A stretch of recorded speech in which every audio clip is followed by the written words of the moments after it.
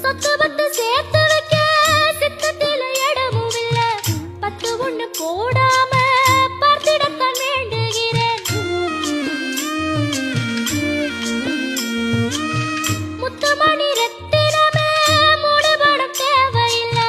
முப்பொழுதும் முந்தையது இருந்திட விரும்புகிறேன்.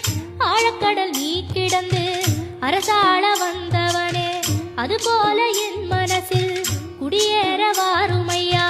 சம்ஹார நேரத்தில சமுத்திரம் பின்வாங்கும் சந்தோஷ திருநாளில் நல்லருளை தாருமையா. முருகன் என்று முழங்குது என் மனசு, கடலை போல உன் கருணை பெருசு.